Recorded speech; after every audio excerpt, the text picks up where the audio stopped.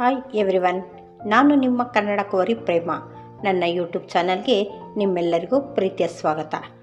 ಬನ್ನಿ ವೀಕ್ಷಕರೇ, ನಾನಿವತ್ತು ತುಂಬ ಸ್ಪೆಷಲ್ ಆಗಿರೋಂಥ ಒಂದು ಸ್ನ್ಯಾಕ್ಸ್ ರೆಸಿಪಿನ ನಿಮಗೆ ಹೇಳ್ಕೊಡ್ತಾ ಇದ್ದೀನಿ. ಯಾವುದು ಅಂತ ಯೋಚಿಸ್ತಾ ಇದ್ದೀರಾ? ಅದರ ಹೆಸರು ಬಂದು ಕಡಲೆಬೇಳೆ ಮಿಕ್ಸ್ಚರ್. ಈ ಒಂದು ಕಡಲೆಬೇಳೆ ಮಿಕ್ಸ್ಚರ್ಗೆ ಏನೇನು ಸಾಮಗ್ರಿಗಳು ಬೇಕು ಅಂತ ನೋಡ್ತಾ ಹೋಗೋಣ. ಕಡಿಮೆ ಸಾಮಗ್ರಿಗಳನ್ನ ಉಪಯೋಗಿಸ್ಕೊಂಡು ಅತ್ಯುತ್ತಮ ರುಚಿಯಾಗಿರುವಂತಹ ಒಂದು ಮಿಕ್ಸ್ಚರ್ ಹೇಳ್ಕೊಡ್ತೀನಿ. ಮತ್ತೆ ತಡ, ಬನ್ನಿ ಈ ರೆಸಿಪಿನ ನೀವು ಒಮ್ಮೆ ಮಾಡಿ ನೋಡಿ. ನಿಮ್ಮ ಮನೇಲಿ ಮಕ್ಕಳು, ಮನೆಯವರು ಎಲ್ಲರೂ ಇಷ್ಟಪಟ್ಟು ತಿಂತಾರೆ. ಮತ್ತೆ ಅದೇ ಬೇಕು ಅಂತ ಹೇಳ್ತಾರೆ. ಹಾಗಾದರೆ ಮತ್ತೆ ತಡ, ನೀವು ಈ ರೆಸಿಪಿ ನೋಡಬೇಕು ಅಂದರೆ ಇಷ್ಟು ಮಾಡಬೇಕಷ್ಟೇ. ಲೈಕ್ ಮಾಡಿ, ಶೇರ್ ಮಾಡಿ, ಸಬ್ಸ್ಕ್ರೈಬ್ ಮಾಡಿ. ಹೊಸ ರೆಸಿಪೀಸ್ನ ಟ್ರೈ ಮಾಡ್ತಾಯಿರಿ. ಬನ್ನಿ ಹಾಗಾದರೆ ಈ ಒಂದು ಮಿಕ್ಸ್ಚರ್ ಮಾಡೋದಕ್ಕೆ ಏನೇನು ಬೇಕು ಅಂತ ನೋಡೋಣ. ನೋಡಿ, ಈಗ ಒಂದು 1/4 kg ಹೆಚ್ಚು ಕಡಲೆಬೇಳೆ ತೊಗೊಂಡಿದ್ದೀನಿ. ಕಡಲೆ ಬೀಜ, ಕರಿಬೇವು, ಬೆಳ್ಳುಳ್ಳಿ, ರೆಡ್ ಚಿಲ್ಲಿ ಪೌಡರು, ಉಪ್ಪು, ಸ್ವಲ್ಪ ಇಂಗು, ಇಷ್ಟು ಸಾಮಗ್ರಿಗಳನ್ನ ಉಪಯೋಗಿಸ್ಕೊಂಡು ಮಿಕ್ಸರ್ ರೆಡಿ ಮಾಡೋಣ. ಮೊದಲಿಗೆ ಈ ಕಡಲೆಬೇಳೆಯನ್ನು ನಾವು ಮಸಾಲ ವಡೆಗೆಲ್ಲ ನೆನೆಸಿಡ್ತೀವಲ್ಲ, ಆ ರೀತಿ ಮಿನಿಮಮ್ ಒಂದು 3 hours ಆದರೂ ನೆನೆಸಿಡಬೇಕು.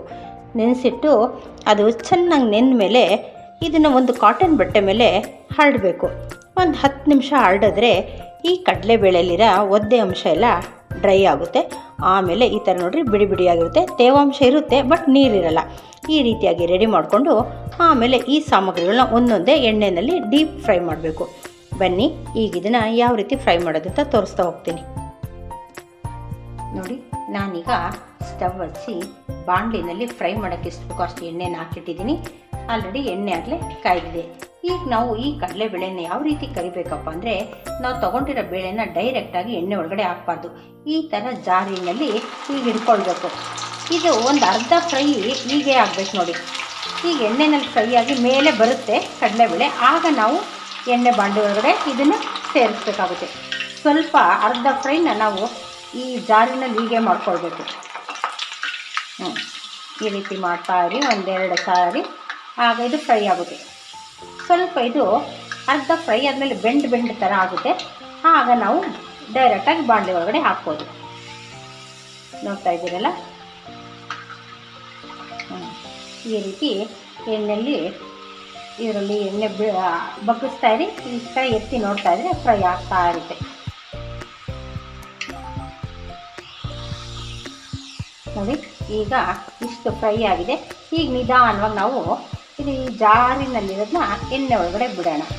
ಇದಾಗಿದೆ ಅಂತ ನಮ್ಗೆ ಹೆಂಗೆ ಗೊತ್ತಾಗುತ್ತಪ್ಪ ಅಂದರೆ, ಮತ್ತೆ ಬಿಸಿ ಎಣ್ಣೆಲಿ ಹಾಕಿದ ತಕ್ಷಣ ಇದು ಮೇಲೆ ತೇಲೋದಕ್ಕೆ ಸ್ಟಾರ್ಟ್ ಮಾಡುತ್ತೆ.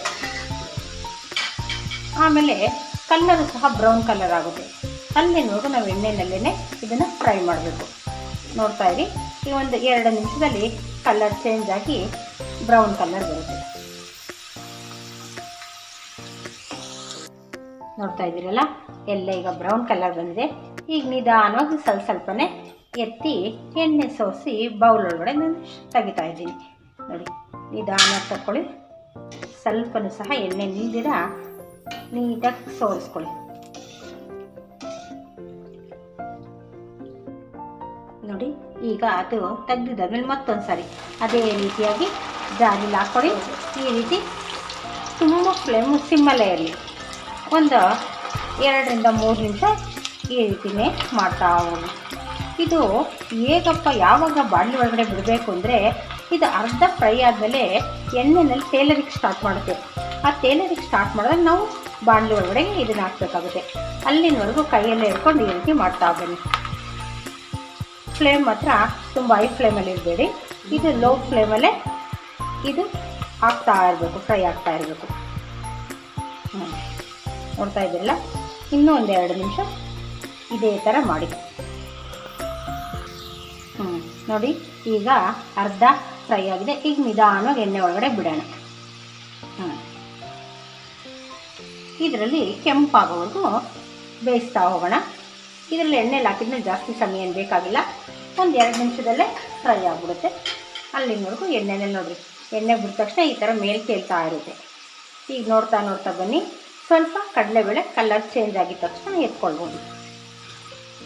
ಇನ್ನೂ 1-2 ನಿಮಿಷ ಎಣ್ಣೆಯಲ್ಲಿ ಈ ರೀತಿ ನೋಡಿ ಎಲ್ಲ ತೇಲ್ತಾ ಇರುತ್ತೆ ಕಡಲೆಬೇಳೆ. ನಮಗೆ ಗೊತ್ತಾಗುತ್ತೆ. ಅದು ಹೊಂಬಣ್ಣ ಬಂದಿದ ತಕ್ಷಣ ತಗೊಳ್ಳೋಣ. ನೋಡಿ, ಈಗ ಕಡಲೆಬೇಳೆ ಬಣ್ಣ ಬ್ರೌನ್ ಕಲರ್ ಬಂದಿದೆ. ಈಗೆಲ್ಲ ಆಗಿದೆ. ಈಗ ನಿಧಾನವಾಗಿ ಈ ರೀತಿ ಸೋಸ್ಕೊಂಡು ಮೊದಲನೇ ಸಾರಿ ತೆಗೆದ್ವಲ್ಲ ಅದೇ ರೀತಿಯಾಗಿ ಚೆನ್ನಾಗಿ ಎಣ್ಣೆ ಸೋಸ್ಬಿಟ್ಟು ತಗೊಳ್ಳೋಣ. ನೋಡ್ತಾ ಇದ್ದೀರಲ್ಲ, ಎಲ್ಲ ಬ್ರೌನ್ ಕಲರ್ ಬಂದಿದೆ, ಎಣ್ಣೆನೂ ಚೆನ್ನಾಗಿ ಸೋರಿದೆ. ಈಗ ಇದೇ ರೀತಿಯಾಗಿ ಉಳಿದಿರೋ ಕಡಲೆಬೇಳೆನೂ ತೇಲಿಸ್ತಾ ಬರೋಣ. ನೋಡಿ, ಈಗ ನಾವು ತೊಗೊಂಡಿರೋಂಥ ಕಡಲೆಬೇಳೆ ಎಲ್ಲ ಕರ್ದಾಗಿದೆ. ಈಗ ನೆಕ್ಸ್ಟು ಕಡಲೆ ಬೀಜನ ತೇಲಿಸ್ಕೊಳ್ಳೋಣ. ಕಡಲೆ ಬೀಜನೂ ಅಷ್ಟೇ ಇದರಲ್ಲಿ ಹಾಕಿ ಹಿಂಗೆ ಹಿಡಿದ್ರೆ ಸಾಕು. ಒಂದು 3-4 ನಿಮಿಷದಲ್ಲಿ ಇದು ಅಷ್ಟೇ ಚೆನ್ನಾಗಿ ಫ್ರೈ ಆಗಬೇಕು. ಮಿಕ್ಸರಲ್ಲಿ ಕರುಮ್ ಅನ್ನಂಗಿರಬೇಕು. ಇದು ಸ್ವಲ್ಪ ಚೆನ್ನಾಗಿ ಫ್ರೈ ಆಗೋರು ಇದೇ ರೀತಿ ಬೌಲಲ್ಲೇ ಇಟ್ಕೊಂಡು ಮಾಡ್ಕೊಳ್ಳೋಣ. ಜಾರಿ ಒಳಗಡೆ ಫ್ರೈ ಆಗುತ್ತೆ. ನೋಡಿ, ಕಾಣ್ತಾ ಇದೆಯಲ್ಲ, ಕಡಲೆ ಬೀಜನೂ ಸಹ ಎಲ್ಲ ಒಂದೇ ಆದ್ವಾಗಿ ನೀಟಾಗಿ ಫ್ರೈ ಆಗಿದೆ. ಈಗ ಜಾರಿಲಿರೋ ಎಣ್ಣೆ ಎಲ್ಲ ಸೋಸಿ ಇದನ್ನು ತಗೊಳ್ಳೋಣ. ಈಗ ಕಡಲೆ ಬೀಜ ಆಗಿದೆ. ಈಗ ಅದೇ ಜಾರೊಳಗಡೆ ನಾವು ತೊಗೊಂಡಿರೋಂಥ ಬೆಳ್ಳುಳ್ಳಿಯನ್ನು ಹಾಕ್ತಾಯಿದ್ದೀನಿ. ಈ ಬೆಳ್ಳುಳ್ಳಿನೂ ಅಷ್ಟೇ ಚೆನ್ನಾಗಿ ಕೆಂಪಗಾಗಬೇಕು. ಆವಾಗಲೇ ತನ್ನ ಫ್ಲೇವರ್ ಎಲ್ಲ ಬಿಟ್ಕೊಂಡು ಮಿಕ್ಸಾಗಿ ಒಳ್ಳೆ ಟೇಸ್ಟ್ ಕೊಡೋದೇ ಬೆಳ್ಳುಳ್ಳಿ. ಈ ಥರ ನಿಧಾನ ಎಣ್ಣೆಯಲ್ಲಿ ಬಿಡ್ತಾಯಿದ್ವಿ, ಆಗ ಚೆನ್ನಾಗಿ ಫ್ರೈ ಆಗುತ್ತೆ. ಎಣ್ಣೆ ಒಳಗಡೆ ಜಾರಿ ಬಿಡೋದು ಬೇಡ, ಜಾರಿ ಒಳಗಡೆ ಈ ರೀತಿ ಫ್ರೈ ಮಾಡ್ಕೊಂಡು ಈ ಥರ ನೋಡ್ತಾ ಅದು ಬ್ರೌನ್ ಕಲರ್ ಬಂದಾಗ ತೆಗಿಯೋಣ. ಇನ್ನೂ ಕೆಂಪಾಗಬೇಕು. ಇನ್ನೂ 1-2 ನಿಮಿಷ ಫ್ರೈ ಮಾಡ್ಕೊಳ್ಳೋಣ. ನೋಡ್ತಾ ಇದ್ದೀರಲ್ಲ, ಬೆಳ್ಳುಳ್ಳಿ ಫುಲ್ಲು ಬ್ರೌನ್ ಕಲರ್ ಬಂದಿದೆ. ನಾವು ಬೆಳ್ಳುಳ್ಳಿನ ಈ ಕಲರ್ ಬರೋವರೆಗೂ ಫ್ರೈ ಮಾಡಬೇಕು. ಯಾಕೆಂದರೆ ನಾವೇನಾದರೂ ಕಡಿಮೆ ಫ್ರೈ ಮಾಡಿದ್ರೆ ನಾವು ಮಿಕ್ಸರ್ ತಿನ್ನುವಾಗ ಮೆತ್ತಗೆ ಸಿಗುತ್ತೆ. ಇದು ಕರುಮ್ ಅನ್ನೋ ರೀತಿಯಾಗಿ ಕ್ರಿಸ್ಪಿ ಆಗಿರಬೇಕು. ಅದಕ್ಕೋಸ್ಕರ ಬೆಳ್ಳುಳ್ಳಿ ಈ ಆದದ್ವರೆಗೂ ಫ್ರೈ ಮಾಡಿಕೊಂಡು ತೆಗಿಯೋಣ. ನೋಡಿ, ಬೆಳ್ಳುಳ್ಳಿ ಆದಮೇಲೆ ಕರಿಬೇವನ್ನು ಸಹ ನಾವು ಅದೇ ರೀತಿ ಫ್ರೈ ಮಾಡ್ಕೊಳ್ಬೇಕು. ಈ ಕರಿಬೇವು ಹಸಿ ಇರೋದ್ರಿಂದ ಸ್ವಲ್ಪ ಸಿಡಿಯುತ್ತೆ. ನಿಧಾನ ಫ್ರೈ ಮಾಡ್ಕೊತಾ ಬರೋಣ. ಒಮ್ಮೆಲೆ ನೀವು ಎಣ್ಣೆ ಒಳಗಡೆ ಹಾಕ್ಬೇಡಿ, ನಿಧಾನ ಫ್ರೈ ಮಾಡೋಣ. ನೋಡ್ತಾ ಇದ್ದೀರಲ್ಲ, ಈ ಕರಿಬೇವು ಹಸಿ ಇರೋದ್ರಿಂದ ನಾವು ತುಂಬ ನಿಧಾನವಾಗಿ ಫ್ರೈ ಮಾಡಬೇಕಾಗುತ್ತೆ. ಈಗ ಎಲ್ಲ ಫ್ರೈ ಆಗಿದೆ, ತೆಗಿಯೋಣ. ನೋಡ್ತಾ ಇದ್ದೀರಲ್ಲ, ನಾವು ತೊಗೊಂಡಿರೋಂಥ ಎಲ್ಲ ಪದಾರ್ಥಗಳನ್ನ ಕರೆದಿಟ್ಟಿದ್ದೀನಿ. ಕರಿಬೇವು, ಕಡಲೆ ಬೀಜ, ಬೆಳ್ಳುಳ್ಳಿ ಮತ್ತು ಕಡಲೆಬೇಳೆ ಎಲ್ಲ ಕರೆದಾಗಿದೆ. ಈಗ ನೆಕ್ಸ್ಟ್ ಏನು ಮಾಡೋದು ಅಂದರೆ ಇದಕ್ಕೆ ಉಪ್ಪು ಮತ್ತು ಈ ಚಿಲ್ಲಿ ಪೌಡರ್ನ ಮಿಕ್ಸ್ ಮಾಡಬೇಕು. ನಿಮ್ಮ ಖಾರ ಎಷ್ಟು ಬೇಕೋ ಅಷ್ಟನ್ನು. ಇದೇನು ಚಿಲ್ಲಿ ಪೌಡರ್ ಅಂದರೆ ಖಾರಕ್ಕೋಸ್ಕರ ಖಾರದ ಮೆಣಸಿನ್ಕಾಯಿ ಮತ್ತು ಕಲ್ಲರ್ಗೋಸ್ಕರ ಬ್ಯಾಡಗೆ ಮೆಣಸಿನ್ಕಾಯಿ ಎರಡನ್ನೂ ಮಿಕ್ಸ್ ಮಾಡಿದ್ದೀನಿ. ಇಷ್ಟು ಖಾರ ಸಾಕಾಗುತ್ತೆ. ಜೊತೆಗೆ ನಿಮ್ಮ ಅಗತ್ಯಕ್ಕೆ ತಕ್ಕಂತೆ ನೀವೆಷ್ಟು ಕಡಲೆಬೇಳೆ ಇರುತ್ತೋ ನೋಡ್ಕೊಂಡು ರುಚಿಗೆ ತಕ್ಕಷ್ಟು ಉಪ್ಪನ್ನು ಸೇರಿಸ್ರಿ. ಇಷ್ಟು ಉಪ್ಪು ಸಾಕಾಗುತ್ತೆ. ಜೊತೆಗೆ ಒಂದು ಚಿಟಿಕೆಯಷ್ಟು ಇಂಗನ್ನು ಸಹ ಸೇರಿಸೋಣ.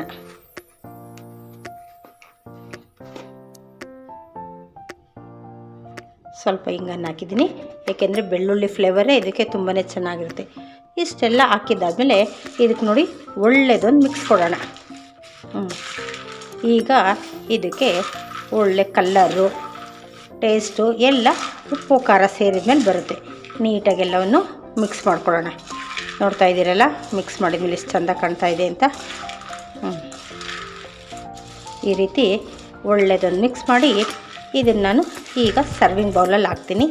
ಈ ರೀತಿ ಮಿಕ್ಸರ್ ಮಾಡಿಬಿಟ್ಟು ನೀವು ಇದನ್ನು ಏರ್ ಟೈಟ್ ಬಾಕ್ಸಲ್ಲಿ ಏನಾದರೂ ಪ್ರಿಸರ್ವ್ ಮಾಡಿಟ್ರೆ ಒಂದು 15-20 ದಿನದವರೆಗೂ ಇದೇ ಥರ ಕ್ರಿಸ್ಪಿನೆಸ್ ಇರುತ್ತೆ.